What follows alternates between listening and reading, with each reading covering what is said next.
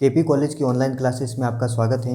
हम पढ़ रहे थे वैदिक सभ्यता। अब हम वैदिक सभ्यता के अंदर उत्तर वैदिक काल का अध्ययन करेंगे। हमने ऋग वैदिक काल पढ़ लिया था, अब हम उत्तर वैदिक काल का अध्ययन करेंगे। उसकी उसमें वर्ण व्यवस्था में क्या अंतर आया, राजनीतिक व्यवस्था में क्या अंतर आया, पशुपालन, दास प्रथा स्त्रियों की स्थिति कैसी हुई, दास प्रथा में क्या परिवर्तन आया, उसके बारे में डिटेल से हम बात करेंगे। वैदिक सभ्यता के अंदर अब उत्तर वैदिक काल।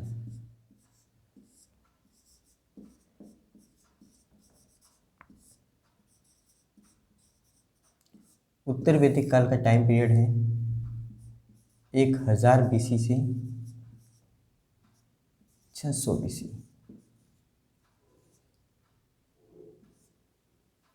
ठीक है। अब इसकी भौगोलिक विस्तार, उत्तर वैदिक काल। तो उत्तर वैदिक काल, ये ऋग वैदिक काल से उत्तर वैदिक काल में ये परिवर्तन अचानक कैसे आया? ये परिवर्तन आया लोहे की खोज से। कोई तकनीकी विकास होता है तो ही समाज के अंदर परिवर्तन आता है। किसी न किसी चीज़ की खोज, कोई आविष्कार वगैरह जो होता है तो उससे समाज के अंदर कोई न कोई आर्थिक चीज़ों को, आर्थिक पहलुओं को वो प्रभावित करता है, सामाजिक पहलुओं को प्रभावित करता है, तो समाज के अंदर परिवर्तन आता है। तो वो अब यहाँ से उत्तर वैदिक स्टार्ट होता है। तो अब सबसे पहले इसके भौगोलिक विस्तार की बात कर लेते हैं। भौगोलिक विस्तार देखो, अब पहले भारत देखते हैं।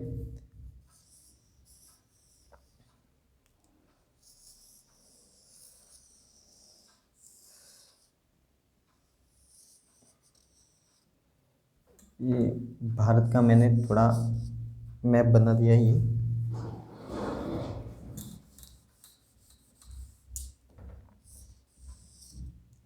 ठीक है, ये वाला हिस्सा थोड़ा बड़ा है।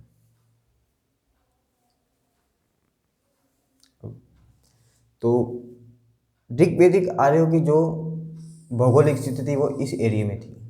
यहाँ पर जो सप्त सैंधव जो प्रदेश है, 7 जो नदियाँ बहती थी, रावी, झेलम, चेनाब, सिंधु, और उसके आसपास की जो इनकी जो सहायक नदियाँ थी वो थी।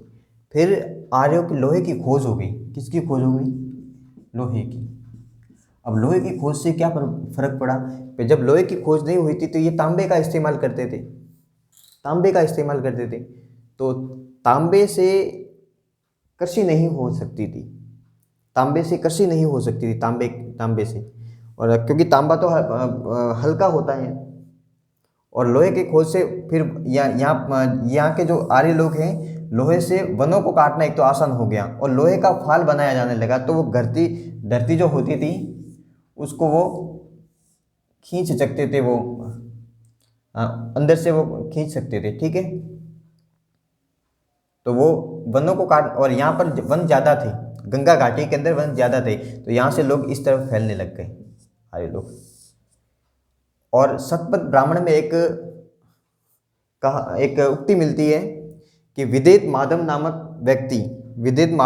व्यक्ति अपने पुरोहित राहुगण को साथ लेकर पूर्वोत्तर की ओर बढ़ा, पूर्व की ओर बढ़ा, और उसकी जो अंतिम जो नदी थी वो सदानीरा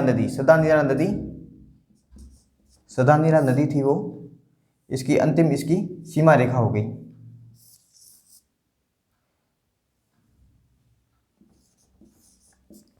ठीक है, कि लोहे की खोज ने इनको प्रभावित किया, इससे इनकी भौगोलिक विस्तार थोड़ा अधिक हुआ।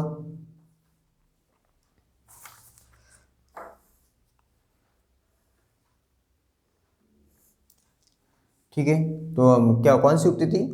विदेत माधव नामक व्यक्ति अपने पुरोहित गोपाल राहुगण को साथ लेकर जंगलों को जलाता हुआ, यानी कि लोहे का आविष्कार हो गया तो ये जंगल कटने लगे, तो जंगलों को जला होता सदा नैरा नदी तक पहुंच गया, ऐसा। और यहाँ पर बिहार हुआ करता था, और बिहार के लोगों को वार्तिय कहा जाता था। वार्तिय, बिहार बोले तो मगध। ठीक है, मगध का जो एरिया था उनको व्रात्य कहा जाता था। व्रात्य क्यों कहा जाता? जो पशुपालन और व्यापार वाणिज्य करते थे। और कृषि करते थे।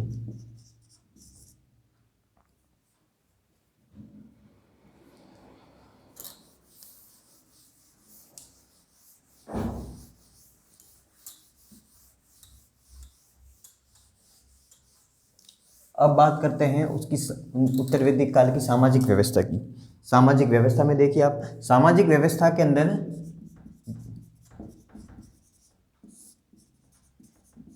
जो वर्ण व्यवस्था जो ऋग्वैदिक काल में कर्म आधारित थी, जो हमने नवमे मंडल में वहाँ देखा था, क्योंकि वो आज एक व्यक्ति कहता है कि मैं कवि हूँ, मेरा जो माता अन्न पीसती हैं उसका पिता वेद हैं, तो यहाँ पर वो वर्ण व्यवस्था जो कर्म आधारित थी, यहाँ पर वो जन्म आधारित हो जाती है।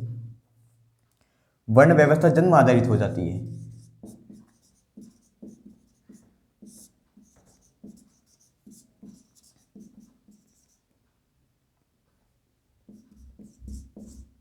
ठीक है। और जो 4 वर्ण थे, ब्राह्मण, क्षत्रिय, वैश्य और शूद्र, ये दोनों अनुत्पादक वर्ग हो गए, यानी कि कोई पैदा नहीं करते थे, कृषि कार्य वगैरह कुछ नहीं करते थे। इन दोनों वर्गों को अनुत्पादक वर्ग।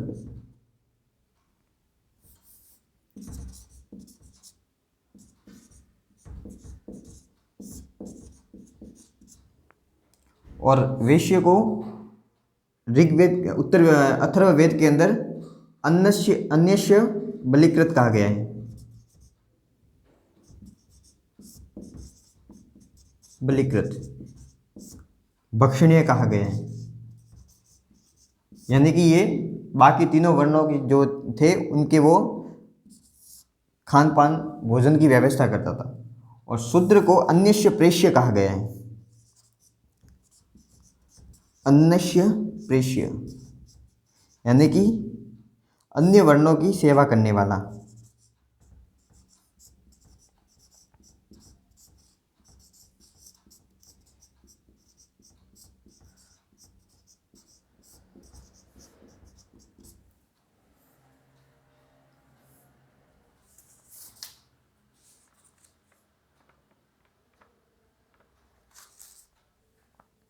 और देखिए आप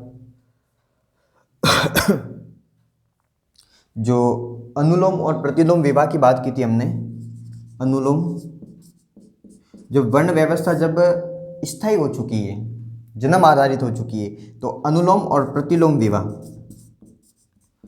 प्रतिलोम विवाह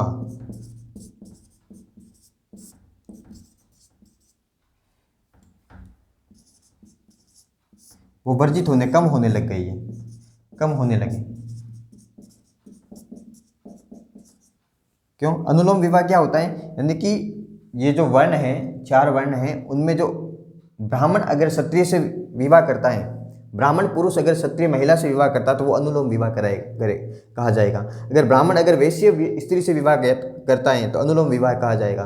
अगर वैश्य पुरुष क्षत्रिय महिला से विवाह करता तो वो प्रतिलोम विवाह कहा जाएगा।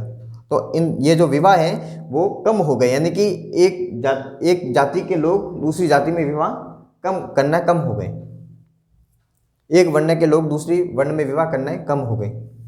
और कुल और गोत्र अस्तित्व में आ गए थे। कुल और गोत्र, गोत्र क्या होता है कि जिनका पशुधन जहाँ पर एक स्थान पर बांधा जाता था, उसको एक ही स्थान पर बांधा जाता था, वो उसे गोत्र कहते थे। जिनका पशुधन एक ही स्थान पर बांधा जाता था, पर्टिकुलर किसी एक स्थान पर बांधा जाता था।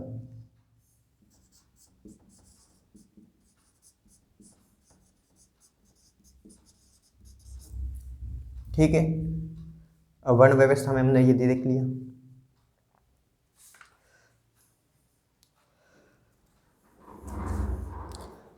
अब परिवार देखते हैं।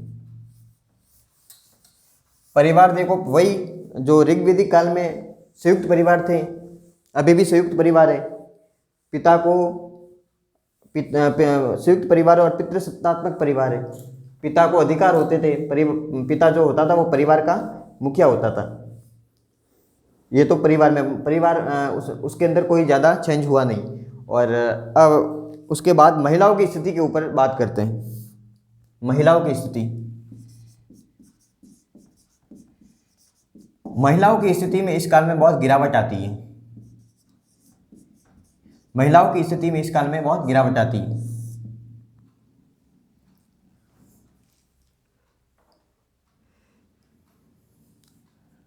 मैत्रायणी संहिता है, मैत्रायणी संहिता में देखो 3 चीजें हैं। ये मैत्रायणी संहिता, अथर्ववेद और ऐत्रेय ब्राह्मण।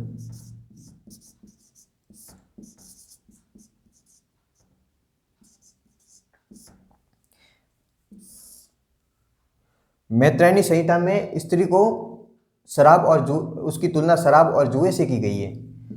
महिलाओं की तुलना शराब और जुए से, महिला की तुलना शराब व जुए से।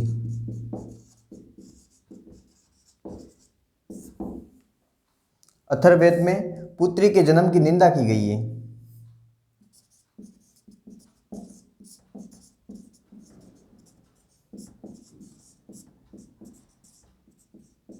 और इसी में भी वही पुत्री के जन्म की, इसमें भी निंदा की गई।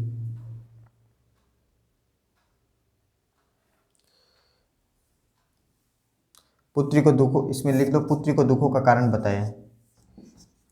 पुत्री को दुखों का कारण, ये कर लो, ये इसमें कर लो और ये इसमें कर लो, ठीक है।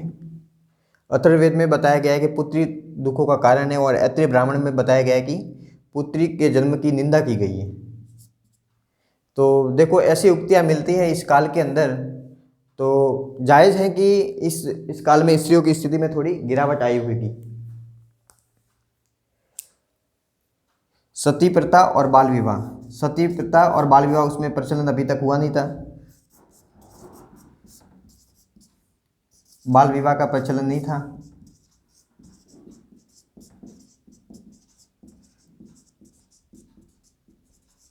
लेकिन ऋग्वैदिक काल में जो विधवा विवाह होते थे, विधवा विवाह तो वो इसी समय भी होते थे, लेकिन जो नियोग प्रथा थी, नियोग प्रथा इस समय बंद हो गई थी। नियोग प्रथा बंद,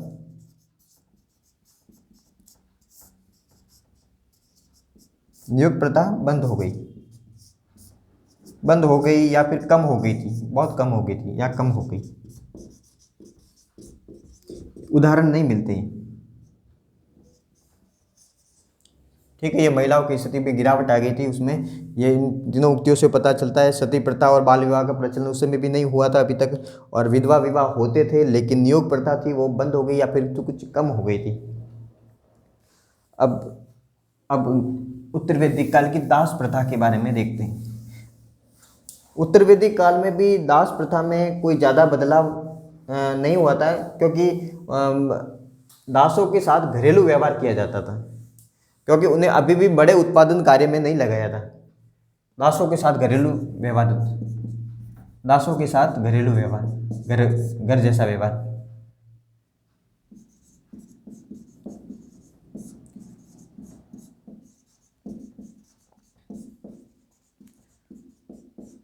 बड़े उत्पादन कार्य में अभी तक लगाया नहीं था।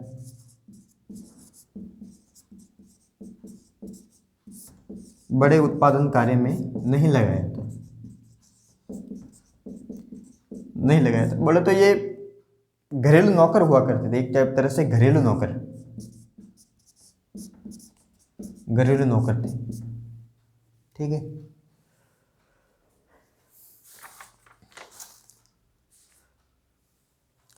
अब उत्तर वैदिक काल में कृषि देख लेते हैं।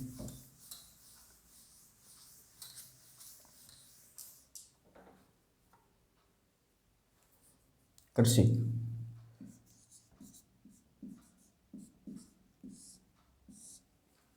कृषि में इस समय बहुत परिवर्तन आया। कैसे? अथर्ववेद में लिखा गया कि, अब देखो कुछ बातें लिख दो जो अथर्ववेद में लिखी हुई है कि जो पृथ्वीवेन्यू नाम से कोई था, तो उसने कृषि को प्रारंभ किया।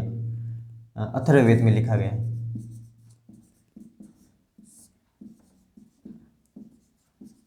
पृथ्वीवेन्यू ने प्रारंभ की। ठीक है। और देख लो अब परिवर्तन कैसे आया इसमें। देखो ऋग्वैदिक काल में लोहे का आविष्कार नहीं था, और लोहे का आविष्कार हो जाने के कारण उत्तर वैदिक काल में लोहे के हल बन जाने लगे। लोहे के हल बनने लगे, और लोहे के हल बनने से अधिक मात्रा में खेती हो जाने लगी, और ये गंगा की घाटी के अंदर भी ये बसने लग गए, तो वहाँ खेती करने लगे, तो उसका अधिशेष उत्पादन होने लगा, तो बड़े बड़े नगरों का उदय होने लग गया। अधिक मात्रा में कृषि होने लग गई।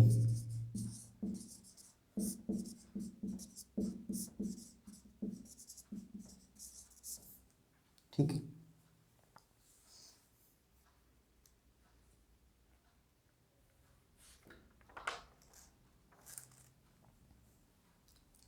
हमें काटक संहिता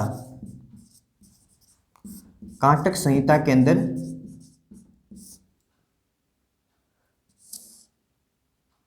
काटक संहिता में 24 बैलों से खींचे जाने वाले हल का वर्णन मिलता है। 24 बैलों से, यानी कि इतना बड़ा हल था। खींचे जाने वाले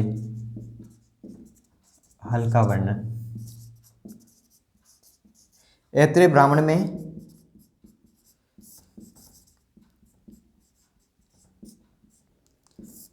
कृषि की विभिन्न क्रियाओं का वर्णन मिलता है। कृषि की विभिन्न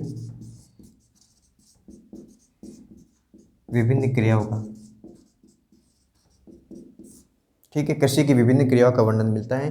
कृषि अधिक मात्रा में होने लग गई। काटक संहिता में 24 बैलों से खींचे जाने वाला हल का वर्णन मिलता है, यानी कि इतने सारे बैल का यूज़ में ले रहे हैं, और कृषि की विभिन्न क्रियाएं, तो मानना चाहिए कि इस काल में कृषि एक महत्वपूर्ण रोजगार का साधन हो गया, और शायद अधिशेष उत्पादन होता होगा तब।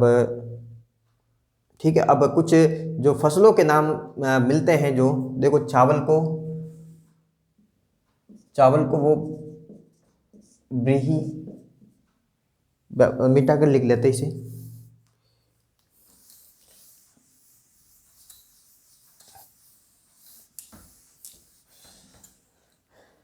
चावल को ब्रीही कहते थे।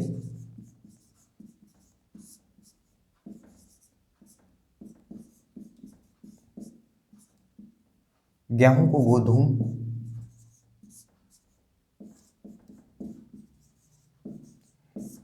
यव जो ऋग्वैदिक काल में था अभी भी महत्वपूर्ण बना रहा। यव जौ को यव कहते थे।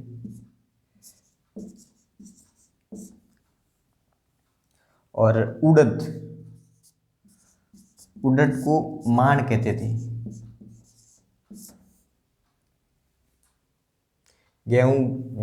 चावल, गेहूं, जौ, उड़द, और मूंग को मृदंग।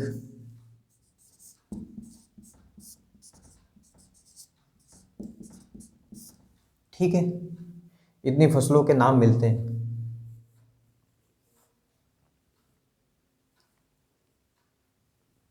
और भी फसलें थी, लेकिन इनके नाम कुछ इस तरह से थे।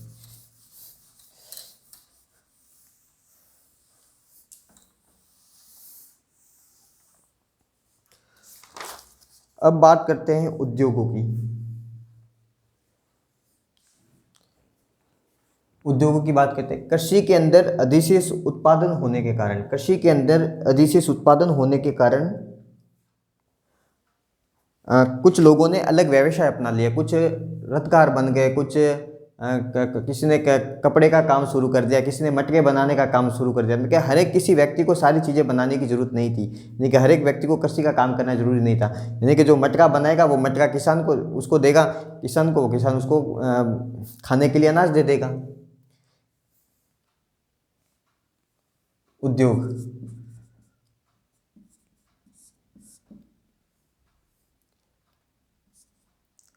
अधिशेष उत्पादन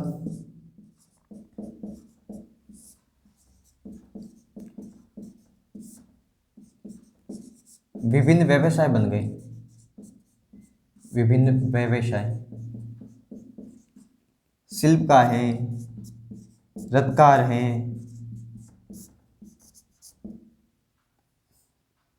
कुंभकार हैं,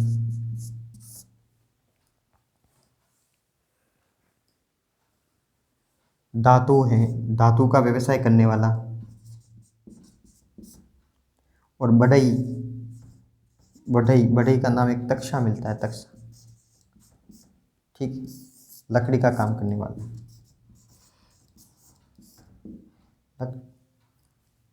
ये उद्योग की बात होगी। अब व्यापार वाणिज्य की बात करते हैं। तो मुद्रा प्रणाली का विकास हुआ नहीं था, तो व्यापार वाणिज्य ज़्यादा बड़ा नहीं हुआ था। व्यापार वाणिज्य में तो इतना ही लिख दो का मुद्रा प्रणाली का विकास नहीं हुआ था, तो व्यापार वाणिज्य का ज़्यादा विकास नहीं हुआ फिर, और वस्तु विनिमय के आधार पर अभी भी लेन देन माध्यम था।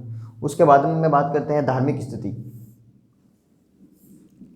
ऋग्वैदिक काल की धार्मिक स्थिति।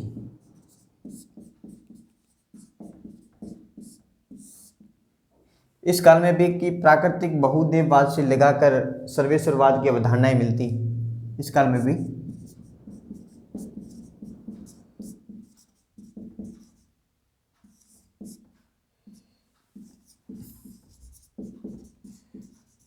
प्राकृतिक बहुदेववाद से सर्वेश्वरवाद की अवधारणा।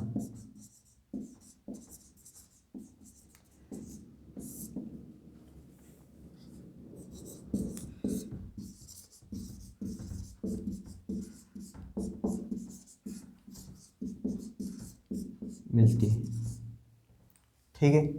अब देखो इस काल में सबसे बड़ी बात यह हो गई कि ब्राह्मणों का जो वर्चस्व बढ़ा, तो यज्ञ जो ज़्यादा महत्वपूर्ण हो गए, यज्ञ इतने महत्वपूर्ण हो गए।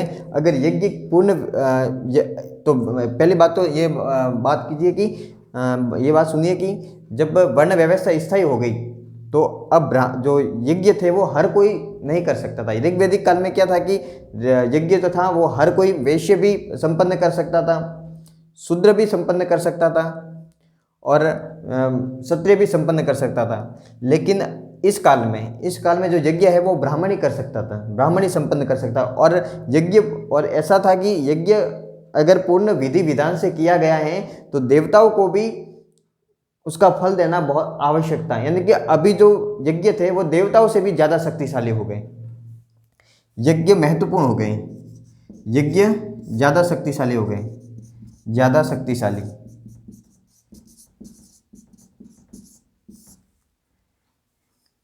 ठीक है। ब्राह्मणों का महत्व बढ़ा,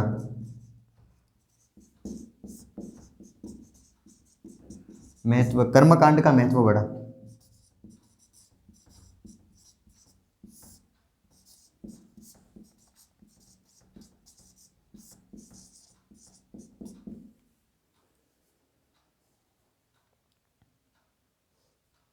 ठीक है। अब देखिए, जब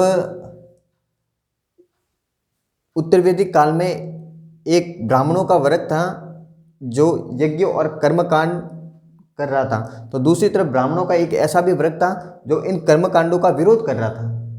तो एक छांदोग्य उपनिषद में एक उक्ति मिलती है कि छांदोग्य उपनिषद में यज्ञों को टूटी हुई नौका बताया गया है। ठीक है, पहले ये मिटा देते फिर उसके बाद में उस बात करते हैं। छांदोग्य उपनिषद में यज्ञों को टूटी हुई नौका बताया गया है, ना कि यज्ञ से कुछ मिलने वाला नहीं है। जो छांदोग्य उपनिषद के जो लिखने वाले जो लोग कहते हैं, ब्राह्मणों का एक जो वर्ग है वो कह रहा है कि छांदोग्य उपनिषद में लिखा हुआ है, छांदोग्य उपनिषद, यज्ञ को टूटी हुई नौका।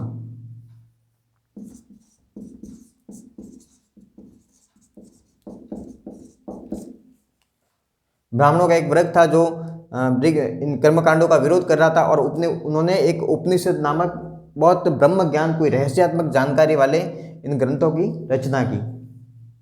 ठीक है, ये धार्मिक स्थिति हो गई इनकी।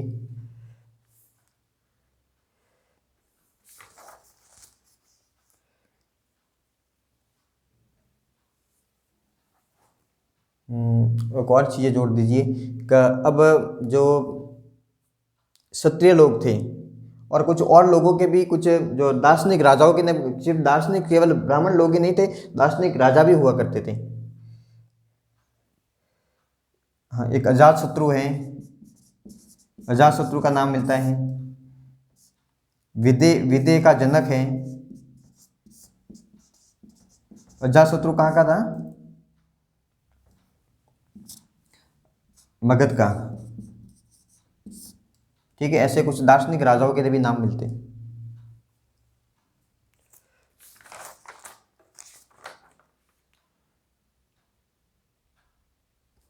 केकई का अश्वपति है।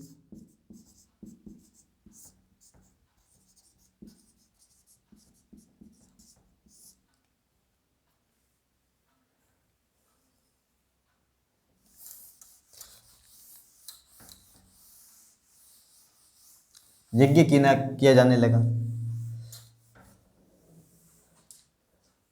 अब देखिए आप, मोक्ष की भी अवधारणा प्रचलित हुई उस समय। 5 यज्ञ थे, कौन कौन से?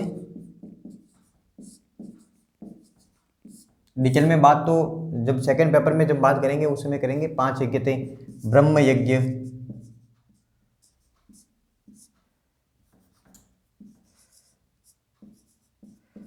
ब्रह्म यज्ञ, देव यज्ञ,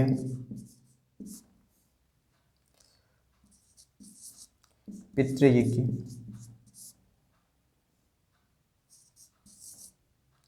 भूत, मनुष्य, त्रिऋण। त्रिऋण की अवधारणा आई।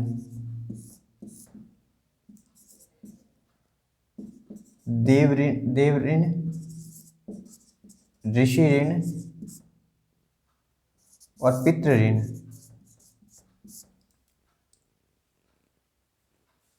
आश्रम व्यवस्था भी प्रचलित हुई। आश्रम व्यवस्था, कौन कौन से आश्रम? 4 आश्रम थे।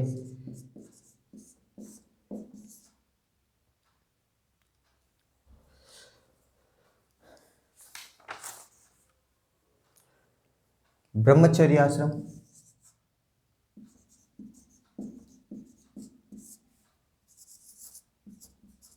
गृहस्थ, तीसरा वानप्रस्थ, संन्यास आश्रम।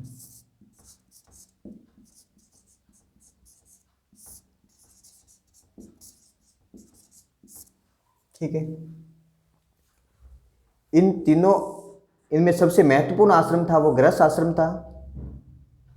और इन तीनों आश्रमों का जो पहली बार वर्णन मिलता है वो छांदोग्य उपनिषद में।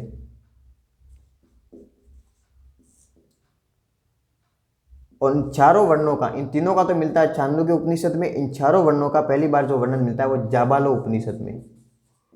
जाबालोपनिषद।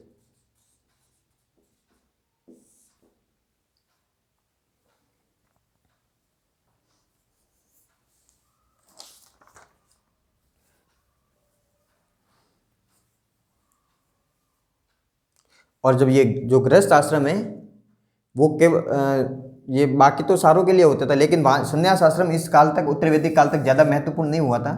और जो ये गृहस्थ आश्रम में शूद्र केवल गृहस्थ आश्रम में आश्रम में ही जीवन निभा सकते थे, बाकी में नहीं। और संन्यास आश्रम अभी तक ज़्यादा लोकप्रिय नहीं हुआ था, बाद में कालांतर में जाकर ज़्यादा लोकप्रिय हो गया।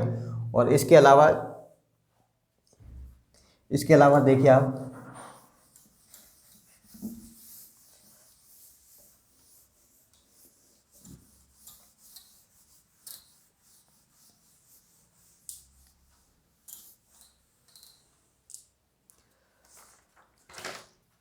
4 पुरुषार्थों के भी नाम मिलते हैं। 4 पुरुषार्थ, कौन कौन से पुरुषार्थ थे?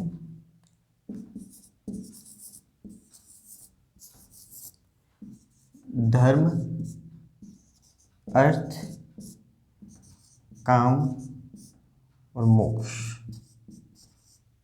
डिटेल में बाद में बात करेंगे, लेकिन देखो, धर्म के मार्ग पर चलकर बाकी सारे पुरुषार्थ प्राप्त करने हैं। लेकिन व्यक्ति का जो अंतिम जो पुरुषार्थ है, जो लक्ष्य है उसका, वो मोक्ष है, वो लक्ष्य है, ये अंतिम पुरुषार्थ है, अंतिम पुरुषार्थ। सारे पुरुषार्थ प्राप्त करने हैं, लेकिन किसके पे चलकर? धर्म पे ऊपर चलकर ये बाकी सारे पुरुषार्थ है वो प्राप्त करना है, अर्थोपार्जन करना पड़ता है।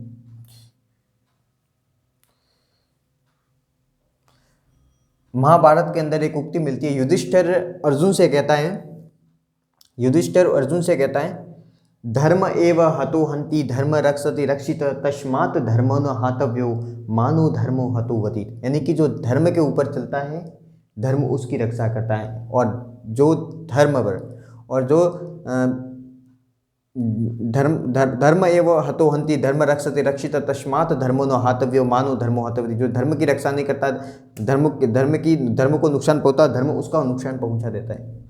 ऐसा महाभारत के अंदर मिलता है, जो युधिष्ठिर अर्जुन को धर्म की जो महत्ता समझाते हुए जब बात करता है उस समय।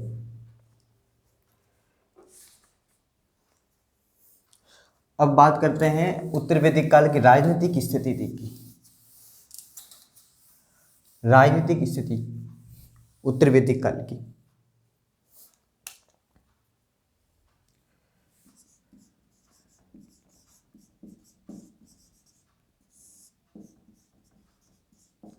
अब देखो, आर्यों ने स्थिर जीवन शैली को अपना लिया। स्थिर जीवन शैली को अपना लिया तब वो एक जगह रहने लगे, अधिशेष उत्पादन होने लगा, राज्य बनने लगे। तो जो और छोटे छोटे जो जन थे वो महाजनपद, जो जनपद में बन गए। जैसे दो पुरु और कुरु,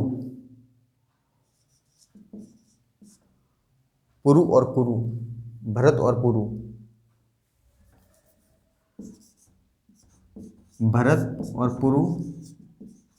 जो दो जन थे वो कुरु में विभाजित हो गया। कुरुक्षेत्र जो कहते हैं, कुरुवंश।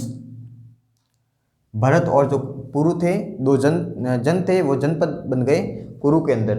और तुर्वस और क्रीवी,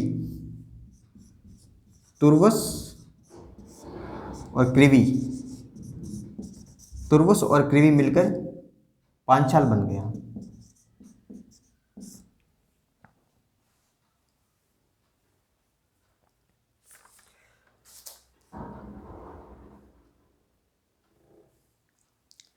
अब जो ऋग्वेदिक काल में जो 12 रत्नी, अपने बात की थी 12 रत्नी, सेनानी वगैरह, पुरोहित वगैरह, उनकी स्थिति अभी भी थी।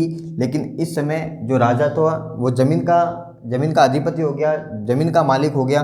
तब वो किसी से युद्ध करते समय इन 12 रत्नियों के घर में जाकर समर्थन जुटाता, उसे हवि प्रदान करना कहते थे। 12 रत्नियों के घर जाकर समर्थन उठाता था, घर जाकर समर्थन जुटाता था, समर्थन जुटाता था।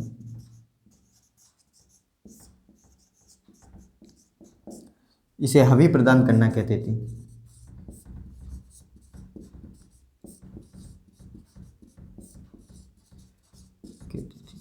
ठीक है।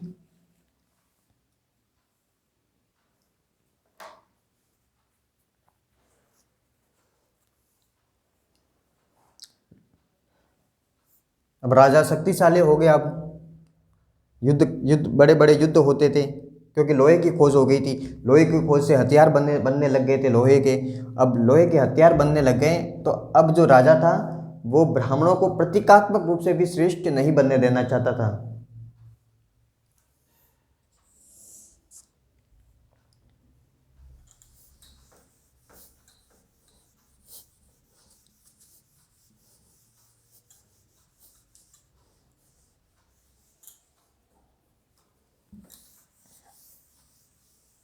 अब राजा बड़ी बड़ी उपाधियां धारण करने लग गए।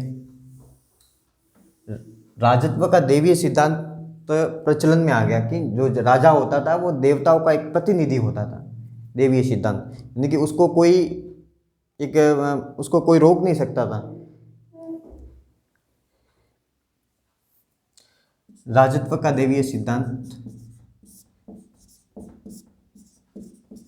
देवीय सिद्धांत प्रचलन में आया।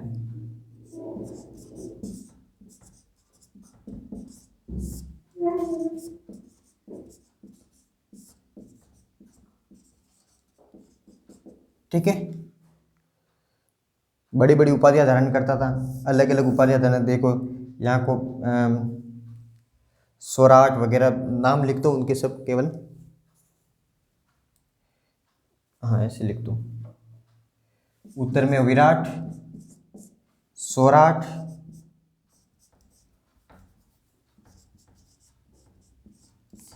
दक्षिण का होता था तो भोज, इधर सम्राट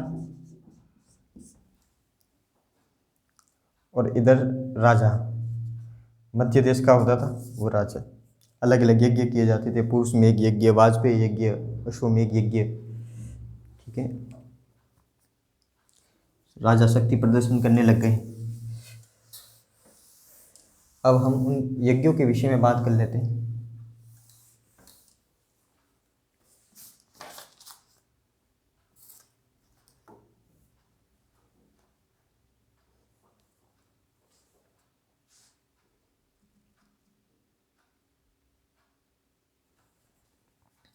हाँ, एक तो अश्वमेघ यज्ञ,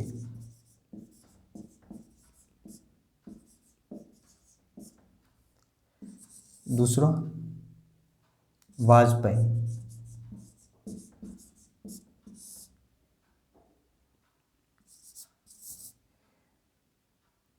पुरुष मेघ,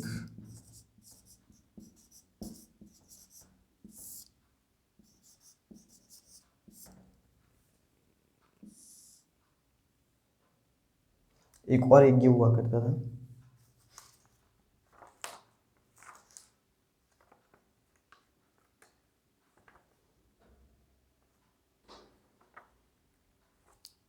राजसूय सुई।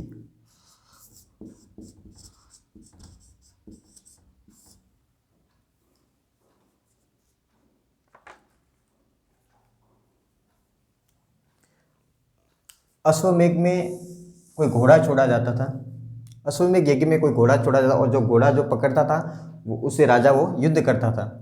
और वाजपेयी यज्ञ होता था, उसमें घोड़ों की दौड़ करवाई जाती थी।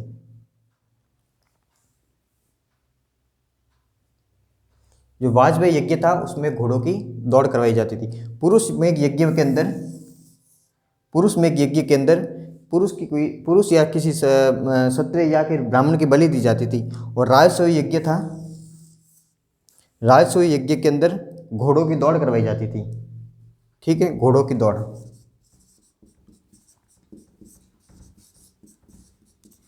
और इस घोड़ों की दौड़ के अंदर राजा ही हमेशा प्रथम आता था। ठीक है, ये 4 यज्ञ हो गए। आज हमारा उत्तर वैदिक काल भी आज समाप्त हो गया। अगली क्लास से अगली क्लास में बात करेंगे। और कोई इसके अंदर कोई दिक्कत हो, कोई प्रॉब्लम हो तो कॉलेज आइए, कांटेक्ट कीजिए, नंबर पर कॉल कीजिए। धन्यवाद।